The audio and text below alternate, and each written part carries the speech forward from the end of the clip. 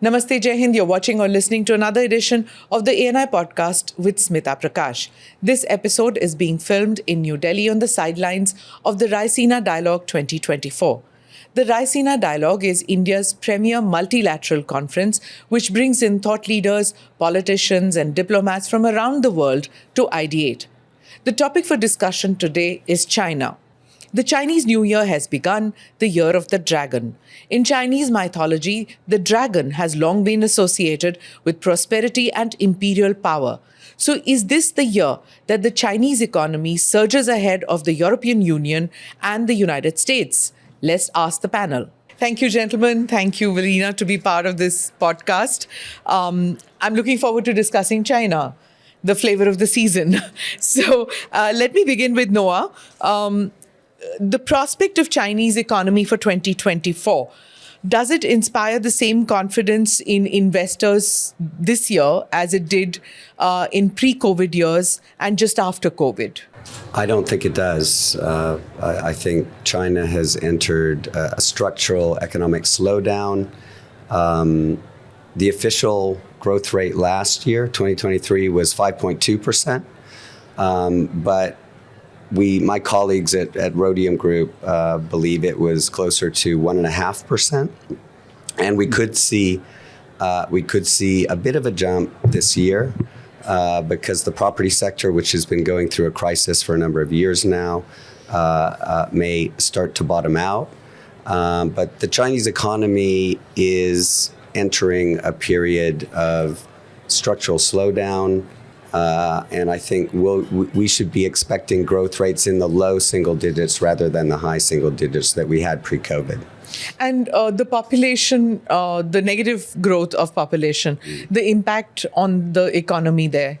The population has begun shrinking. I think this won't have a major economic impact immediately. I think if you look out 5, 10, 15 years, it will start having a bigger impact as the years go by. You don't see that impacting on production and other... Well, it's certainly not positive when your population is shrinking. But I think what we're going to see in terms of population shrinkage and impact on the economy, I think the biggest impact will be further down the line, a decade from now and beyond that. Rising costs of things like aging population, all that, and women not wanting to bear children. So that means all those issues would also come up, right? When you're making the planning for investing in China, these will come up? I mean, there are many reasons why China has become a more difficult market for foreign investors. You mentioned the demographic issues and aging population. There are also the geopolitical issues that we're all familiar with. U.S. export controls and attempts to restrict exports and investments in critical technologies, especially semiconductors. But there are other reasons as well, including the policy environment in China, which has become much more focused on security and less on economic growth under Xi Jinping. So there are a number of reasons why China has become a less attractive market for foreign investors. It's still the second biggest economy in the world. It doesn't mean that investors are going to suddenly divest and leave the market, but diversification is already underway, but this will be a slow process, and we may not see the full impact of that or see that in the foreign direct investment figures for a number of years. I'll move on to the former president of Bolivia. And pardon me, I'm going to be calling you by first name if that's okay. Yes, please. So I believe an earlier session, you set it on fire with your comments. So I'm really looking forward to it. I need the numbers for the podcast. So Jorge, I'm going to come to you and ask you this, China and Russia investing in the lithium projects in Bolivia. That is what everybody is talking about. And the close economic ties that Latin American countries are having with China, that's got people in Washington, D.C. worried. It's got people in Europe raising their eyebrows. Which way is it going? China expanding its footprint in South America? Well, Smith, it's been a long time coming. Actually, it's been lasting almost as long as this century. The 2004, 2014, and Latin America is called the golden decade, pretty much driven by China buying ever increasing volumes at ever higher prices of what we make, not in Latin America, but South America. South of the Panama Canal, we're probably more Chinese. Central American, Caribbean, still under the influence of the US. But in South America, we've been endowed with food, energy, and minerals. And that's what China has been buying. Whether it's grains, wheat, soybeans from Argentina and Brazil, whether it's zinc, tin, copper, lead from Peru, Chile, Bolivia, or oil from Venezuela or coal from Colombia. They've been buying that at a very rapid rate and has grown a lot. Yes, certainly it is of concern, as Noah was mentioning. It seems like China is slowing down.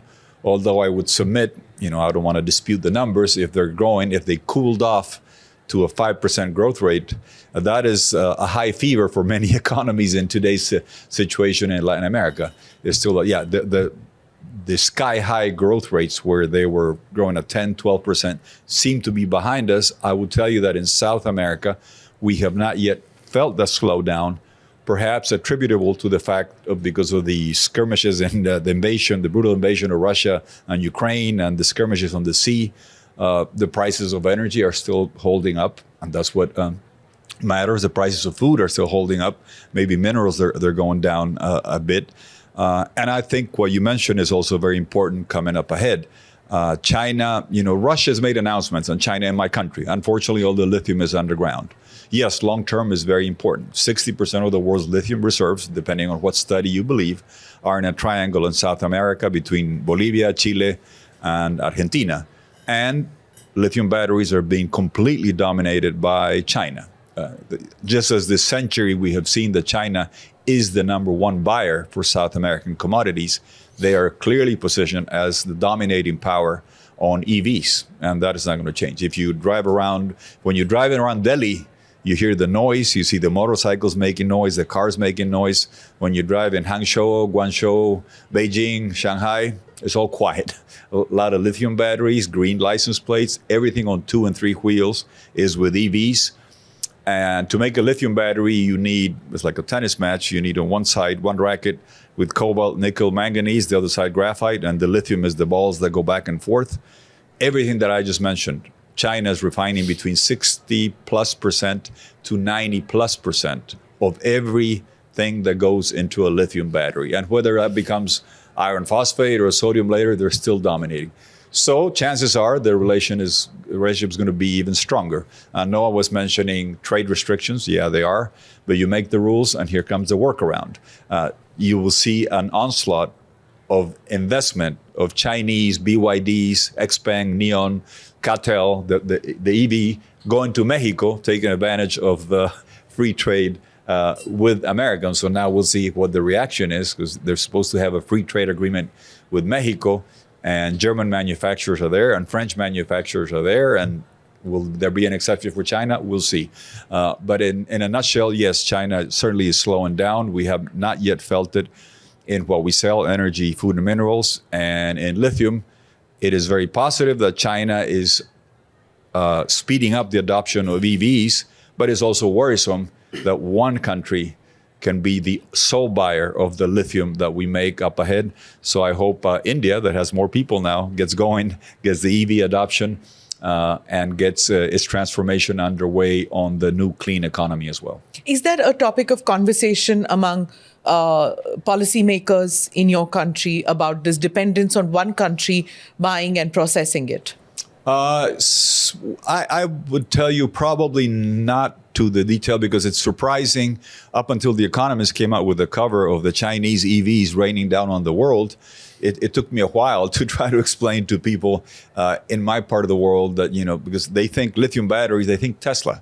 And here, Mr. Free Market Elon Musk is just asking for tariffs on Chinese cars because the onslaught is coming. So we haven't adopted them domestically. So they think of Tesla and Elon Musk, and they don't realize that BYD sold more EVs last quarter or last year EVs, not hybrids, not gas-fired, than Tesla. And that change is going to keep coming. And if you drive around China, you see the dramatic transformation. Whatever you may think, and I'm the last person you'll be confused with a communist, but you have to admit and recognize the effectiveness on the delivery when the China state decides to change the cars to EVs with the green license plates and less contamination and less noise. They are delivering on that. So it's certainly something very dramatic that I will tell you in my part of the world is still not yet being discussed. And the domination of China in this sector, which should be of long-term concern, is not yet on the discussion. And that's why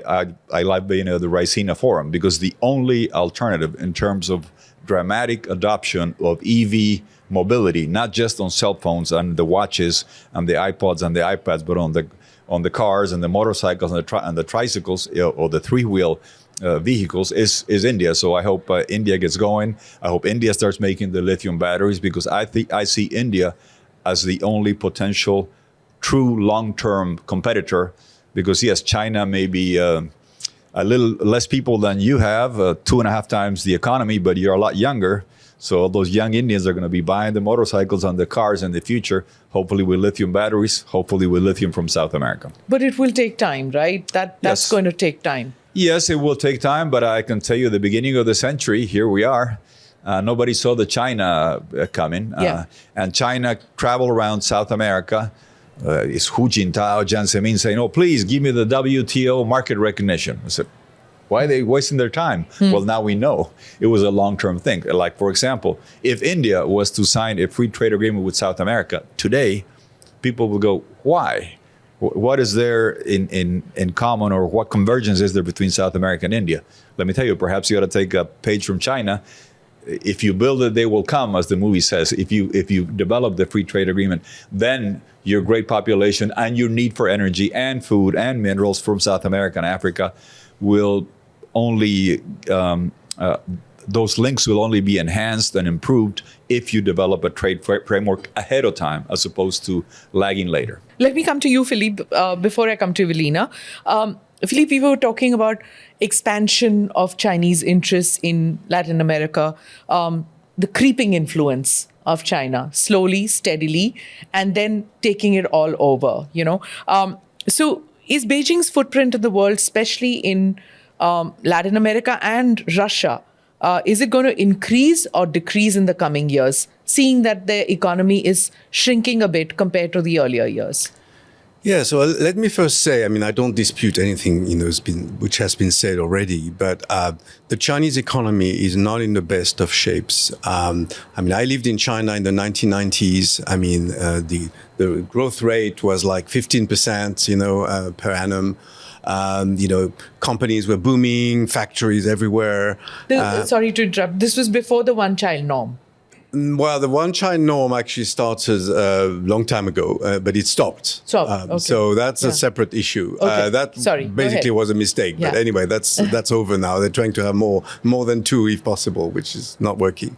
Anyway, the problem is, Xi Jinping, the current leader of China, set a goal of becoming he called it a mid-level economy. That means one of the poorest of the richest countries, if you want, by 2027. And to do this, you need to free the economy. You need birth. You need all kinds of activities. You need foreign direct investments, which is the lowest FDI records in 20 years this year, $33 billion, I believe. Yeah. So, on this level, and I think Noah mentioned the real estate situation, which is really bad. Some companies are going bankrupt. They are cutting interest rates to try to create some, more consumption, which is a big problem compared to other economies, including the US. So, at the same time, you do have this nationalistic goal to go around the world, which was symbolized perhaps by the Belt and Road Initiative, which is still going on. We had a forum in Beijing a few months ago. But for some reason, the message has been damaged by the domestic situation in China. And also, there is, a case for, the 3 years of pandemic, the war with the war in Ukraine, where China has not really condemned Russia. Far from that.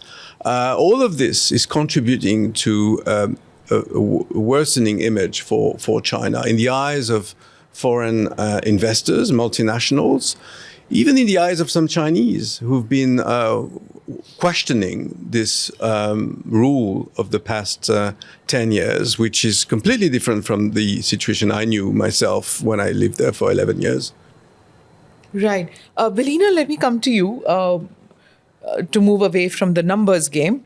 On the sidelines of the Munich conference, the Indian Foreign Minister, External Affairs Minister, he said India does not expect Europe to have New Delhi's view of China, just as India does not have Europe's view of Russia.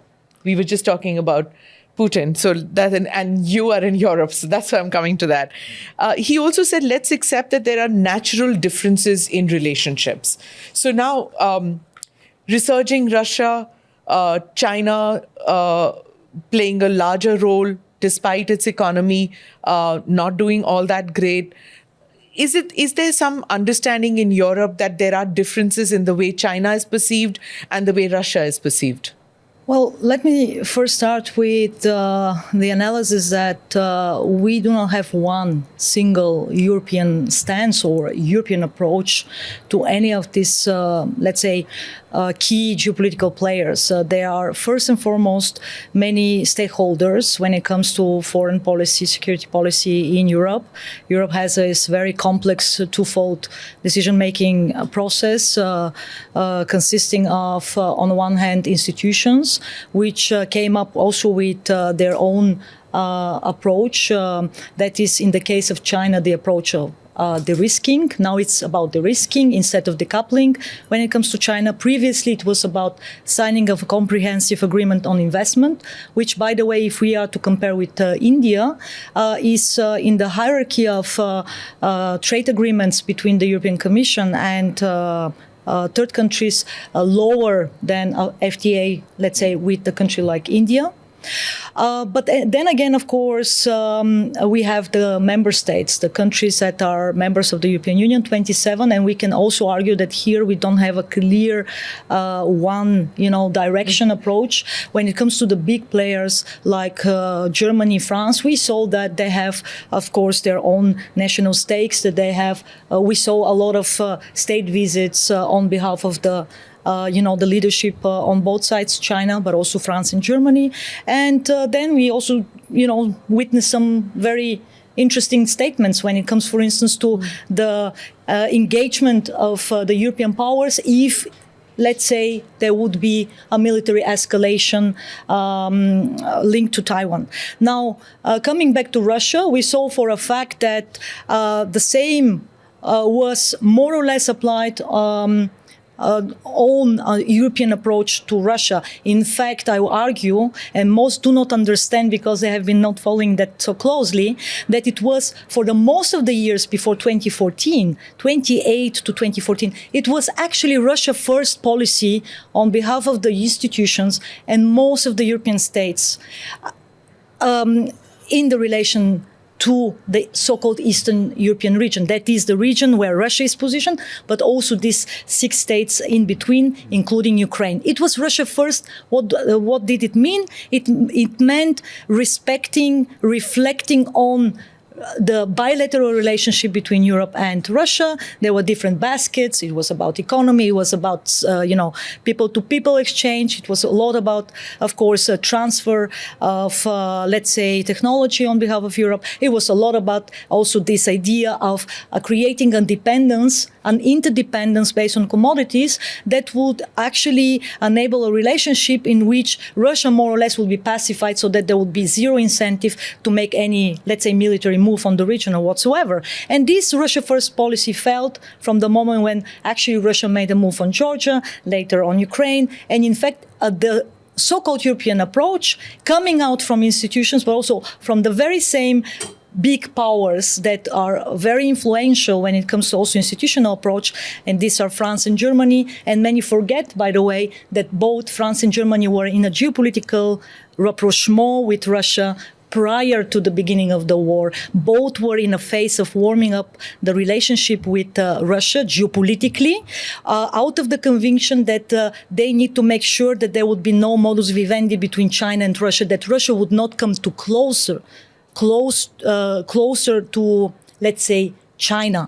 And all of this also failed. So in a sense, just to wrap it up for you, where we are right now, and we are, by the way, not only the Americans, but also we Europeans are in, I would argue, the probably most critical election cycle. We have elections for the new institutions, that means for the European Parliament in June this year. So we will have new institutions. So the whole institutional approach probably will change to some extent, but we also have elections in various member states. And once again, there are some trends that point to maybe some shift, let's say, in some of these policies towards China, but also Russia. So all in all, to sum it up, there are some ideas. If you ask me about the idea of the so-called de-risking instead of decoupling, I would argue personally that it is destined to fail in the very same way how the, Wandel durch Handel, that means trading, as a shift policy in the relationship with Russia, failed actually, and it has been built over the last 20 years. So what we will, observe after this election is probably at least a year of a vacuum until the new, institutions are set up and the new, let's say, faces and leaders of these approaches come up. And in a sense, once again, given the prognosis that the war of Russia against Ukraine is going to continue at least up until 2025 to 2026, you're going to observe more and more bifurcation within Europe, because some states, such as those that are closely bordering Russia, and I call it the new Iron Curtain, the new cordon sanitaire from Scandinavia, Central Eastern European states, Baltics, they will start pursuing also different approach, specifically because China has enabled the Russian war engine over the last 2 years. So Russia sustained the war, especially in the first phase when it was facing big difficulties because of China. And I would even go a step further by claiming, because I claimed it already in December 2021. Yes, I read that. Russia will start the war, because I was part of those who were claiming that there will be a war and that the war will start after February 20. So I would go a step further saying that Russia started the war also because it sided with China before this episode. So Cold War 2.0, Dragon Bear on the one side, United States on the other, and for the European powers it will be increasingly difficult to position in between by not taking sides. Philippe, you need to... You've said so many things that, I'll try to sum up, but first of all, there are also elections coming up in Russia. You forgot to mention that. On the 17th of March. All right, okay. And we know who the winner is, so, will be. So the fact there are elections in Europe, in the European Parliament, is a sign that we have a democracy, which is certainly not the case in Russia, nor in China. That's the first thing. Secondly, I've been looking at, like Noah, what's happening in between China and Europe for a number of years. It's not all geopolitical. There are economic reasons, there are economic facts. There's the notion of level playing field, which is a serious issue. Using the word de-risking is certainly not as strong as decoupling and has some meaning to a number of people. And it's a lot about what I was saying earlier, multinationals having difficulties in China, multinationals competing with Chinese multinationals. Arguably, they're not happy about it, including in what the president was saying. But if you look at the past 5 years, the toolbox that the European Union has put together is not the one of a dissembled assembly, the way you describe it, with 27 countries that don't speak in the same voice. It's absolutely not the case. I mean, there's maybe one country that doesn't speak with one voice. That's Hungary. I mean, perhaps the conservatives. Perhaps Hungary should consider leaving the European Union, but I don't think that's what they want to do because they're getting a lot of money out of it. But Europe has never been as unified on geopolitical questions, especially on the question of China. China? Yeah. Okay, I'm going to come... Just a clarification, because I only focus on the geopolitical side of things, and by no means I wanted to actually cover the economic, side. But here, my base scenario is that when I said it's destined to fail, I only refer to this over-dependence that we are now actually going to further increase in terms of, if you take a look for instance, at the dependence on rare earths, and we need them for not just for the sake of energy transition, but also, as my colleagues mentioned, for the sake of digital transition. So we have now a big exposure that is very asymmetrical from a geopolitical point of view. You heard it about the processing of metals, but it is also about really critical materials where China is not only present in Latin America, it's the same on the African continent. Yes. And so this is something that is going to affect the European overcapacity issue, which is the reason why China is exporting massively and in a very cheap way sometimes. So that's also which is why I want to come to you, sir. When it comes to Bolivia, it's now using the yuan to pay for imports and exports, and it's yet another country in South America which has moved away from the dollar and moved towards the Chinese currency. How do you see this expanding, this de-dollarization? I would tell you the same thing about that as the Russian lithium investment is lyrical waxing and promises that have absolutely nothing behind it. Russia knows much about as much as lithium and EV manufacturing as they know about AI. It's just announcements that are made. Unfortunately, Venezuela, Cuba, and Nicaragua have regimes in my part of the world that I call sons of Putin. In Spanish is puncher when you translate it. They're lined up with Russia on their rabidly anti-American. If you just look at last year, the tour of the foreign minister of Russia, Lavrov, and then Raisi from Iran, where did they go? Cuba, Venezuela, and Nicaragua. Venezuela has elections, very important. I have a good friend of mine who I hope they don't Navalny her because she's the last hope standing to have Venezuela regain full democracy, Maria Corina Machado. And to us in South America, she's more important or as important to us as Zelensky is for Europe. And that's what's most important for us vis-a-vis Russia. So all the announcements about the yuan and we're going to take out the dollar, it's a lot of headline grabbing announcements. But the reality is when Argentina, with a very China lined up government previously, was going under, they had to go to the IMF and they had to go to Qatar to get dollars and pay the IMF, because that's not something a government does not decide which is the dominating currency in the world, much less one from Latin America. Having said that, let me add, so I don't have to speak again, a couple of quick things. I wanted to make the point about Russia very clearly. I understand it's tough to get India, for example, to take a position that I would like to see vis-a-vis Russia. All friendships have a way of permeating. That's the way the world works.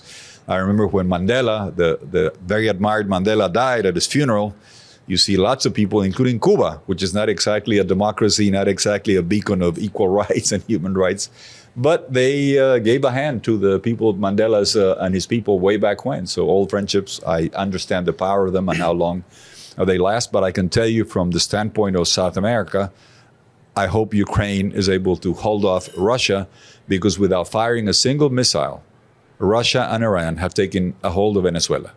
And it's a haven for Hamas and Hezbollah and a sanctuary for Colombian remnants of guerrillas, LN and FARC. So I'm all for freeing Ukraine, but we also have to free Venezuela from this nefarious, pernicious influence.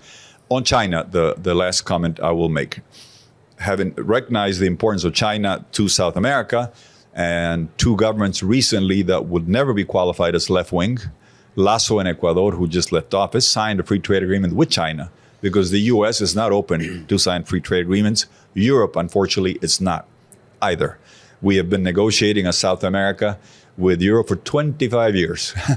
The longest dating game without a wedding ring, as we say, and we don't have a trade agreement. And China signed one with Ecuador. Uruguay, Lacalle is the president, center-right, 4 generations of center-right politicians in a family standpoint, and they are queued up to sign a free trade agreement with China. So that's the importance of China for us. Having said that, I'll tell you 2 weaknesses that China will be facing in our part of the world. One is, for the first time ever, at the Paris Club and debt renegotiation tables, they will not be sitting on our side or the African side of the debtor countries that want haircut on the debt, lower interest rates, lower payments, or longer periods for repayments. They are on the creditor side.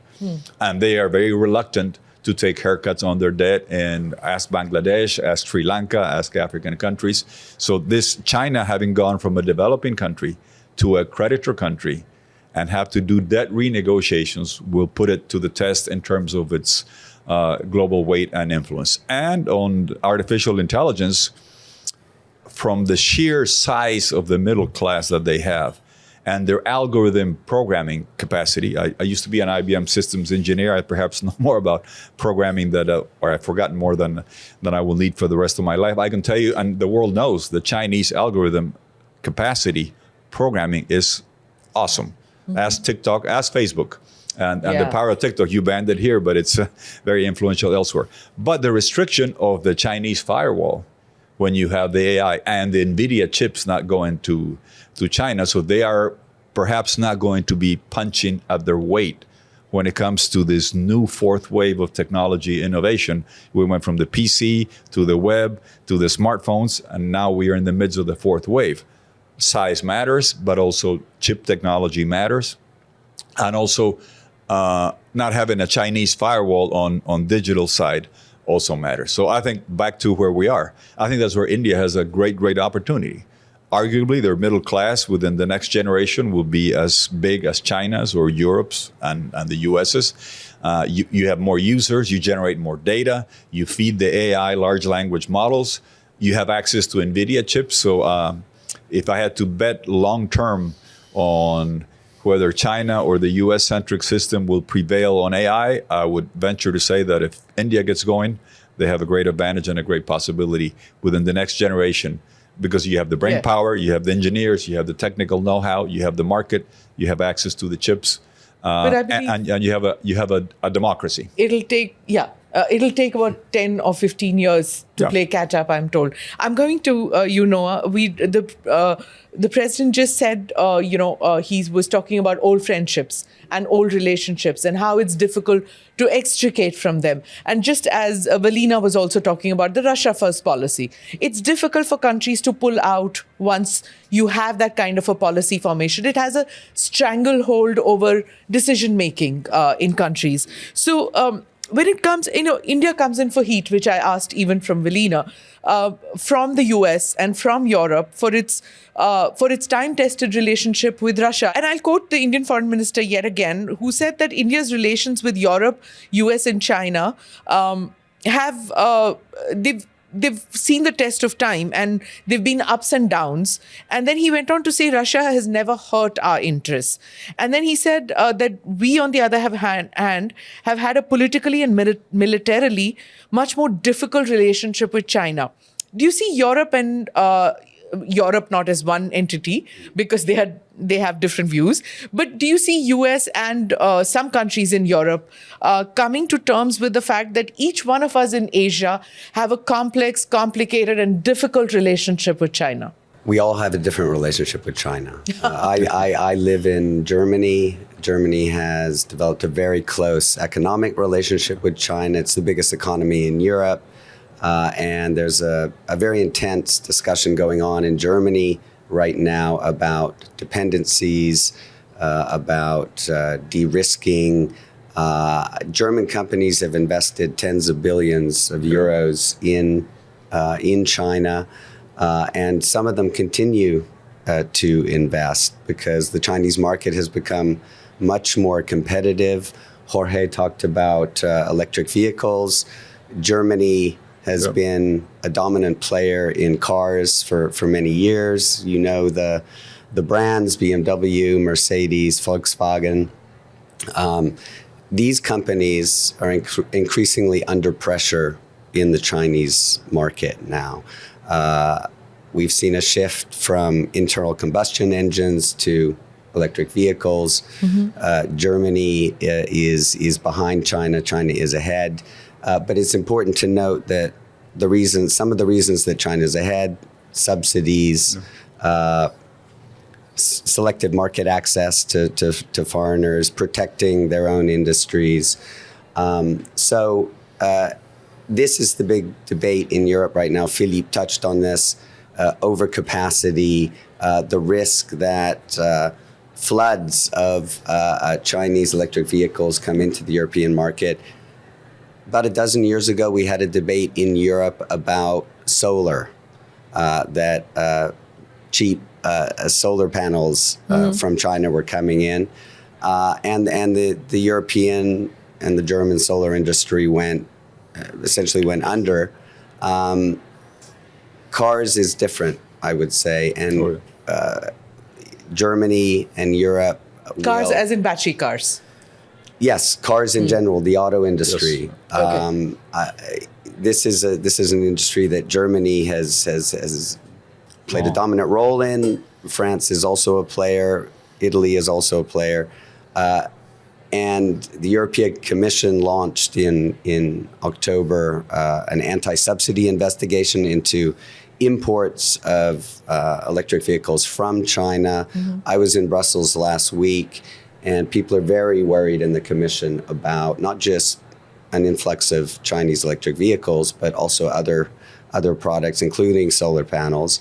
So we're going to have an increasingly tense trade relationship between the EU and China over the course of this year. The EU will be taking a number of measures that Philippe talked about, the defensive toolbox that the EU has developed over recent years. How will EU relations with China develop going forward? I think it will be interesting to see what comes out of the U.S. election. That's going to have a big impact. I think it could force the EU to become perhaps a bit more risk-averse, a bit more cautious with China. I don't think the EU wants a major trade conflict with both China and the U.S. But I do think that we've been on a one-way street for the better part of 5 years between the EU and China. And I don't think EU policy on China is going to change to a significant extent unless China's behavior and China's policies change. And it doesn't look like we're heading in that direction. Xi Jinping has been in power now for over a decade and could be in power for much longer. And he has been focused very much on security, right? So I'll take the concluding remark from you. Philippe, I wanted to ask you because, what we were talking about Europe and China. At the Munich Security Conference, it was quite clear that China wants to draw Europe closer to itself. And it was like trying to portray itself as a more reliable partner to Europe, and rather than, say, America. Especially when it came to say that the budget was not being cleared, because there was a lot of talk there that America is not clearing the budget for Ukraine. So, Minister Wang Yi said, and I'm quoting him, it's imperative that China and Europe stay clear of geopolitical and ideological distraction. I like the term he uses, and see each other as partners rather than as rivals. So it's very clear that rivals is when China sees them as rivals, but partners when China sees you as a partner. Right. How does Europe react to that? It's a good way to put it. It's like China is often accusing others to politicizing things when the Communist Party of China is actually the most political entity you can find anywhere in the world. China is presenting itself as a stabilizing force in the international arena. That's the new concept. And for that matter, it sees America as the competitor, while it sees Europe as a partner. First, because it has a big market. I think that's what we've been talking about. and in EVs or all kinds of things, and rare earth and all the things that China wants to export because sometimes it's the sole producer of those. At the same time, it doesn't want Europe to play geopolitics, and it doesn't respond to Europe's query about the Russia situation and the Russia Ukraine situation. So I think it takes two to tango. At the moment, I would agree that it's not the right moment for a great friendship. People are sort of waiting for the end of the year, U.S. elections, other things, European elections, 60 and plus also what the countries. Chinese leadership will do. I mean, nobody has mentioned the word Taiwan, but it does affect the domestic situation in China. And China wants to be an economic superpower. But if there is a conflict in Taiwan, if there is a conflict in the South China Sea, I mean, the Chinese consumers are not going to go back to the supermarkets. I can tell you that. And therefore, China's ambitions to become a great leader might be impeded by this. There's another a war theater that everybody is watching out from, a possible war theater, which is Taiwan.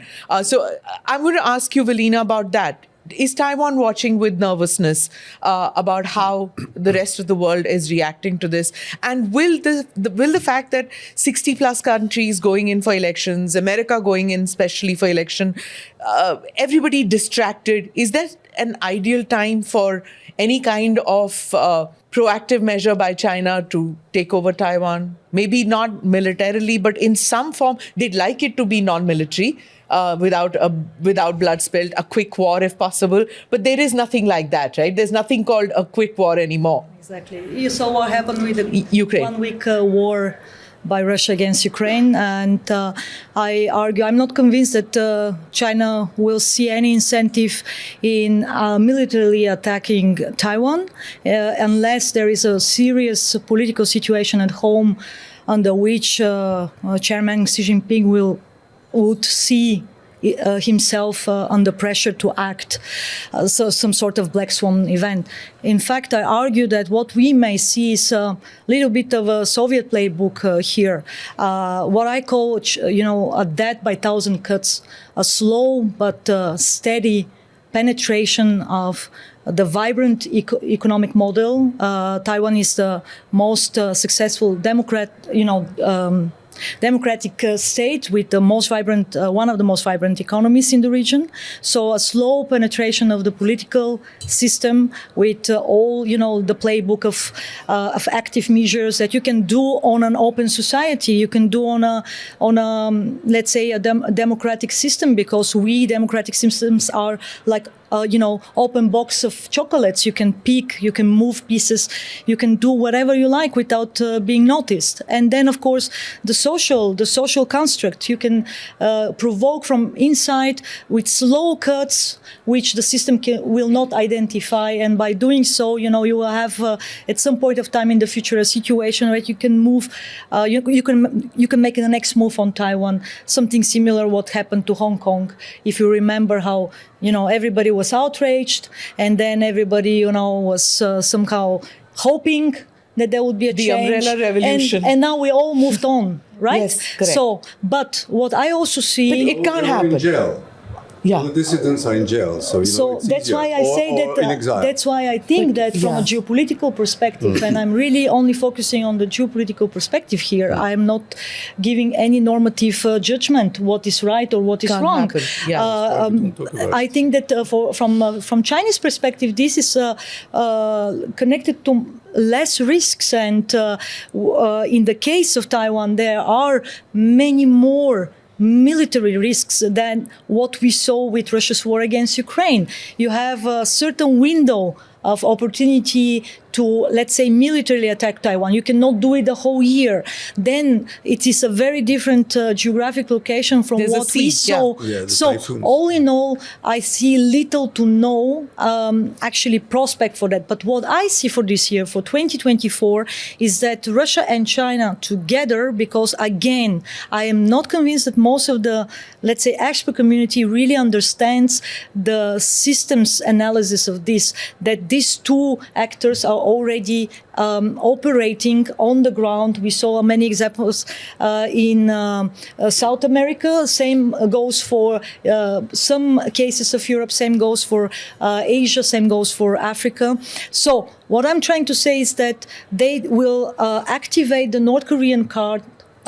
North Korea is now a big supplier for Russia in terms of ammunition, and Russia is supplying, rocket technology, satellites, and so on. So they will activate the North Korean card, and at the same time, we will see military tensions below the threshold of a kinetic warfare with neighbors of China in South China Sea and obviously in the Strait of Taiwan.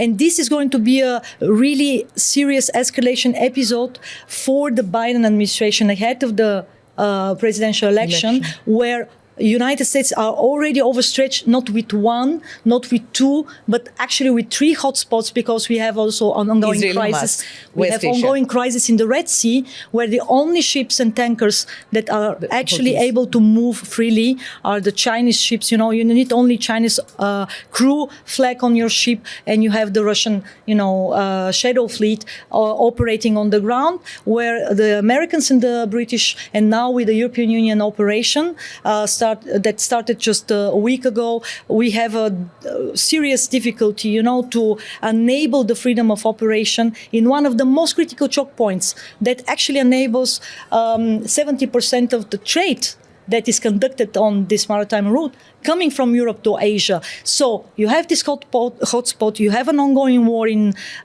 Ukraine that is going to continue, and we'll have a next serious escalation phase following the election on the 17th of March in Russia, and you have the ongoing, Middle East conflict. So in a sense, it is becoming broader.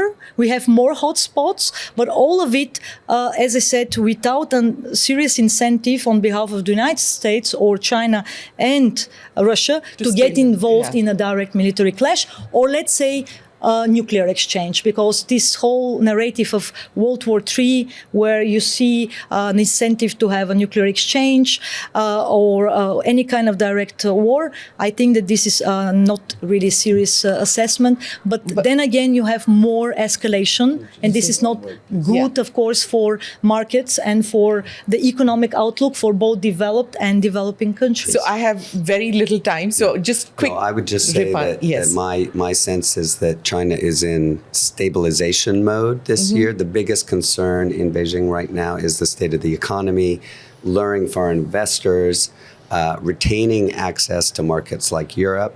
And so I don't think China will, my sense is that China is not going to be tempted to Taiwan. Well, certainly not Taiwan this year, but we'll be trying to keep the tensions low. There's a lot of uncertainty, of course, associated with the U.S. election. So my sense is that this is going to be a bit of a calmer year. I think the bigger risks are after the election. If you have a second Trump term, Trump has said that's the unknown factor. Yes and no. I mean, it was there before, but I would just add one thing about the Suez Canal. Never forget that China is a prime investor in the Suez Canal. I don't think they will wait for another 2 years before the troubles stop in this region.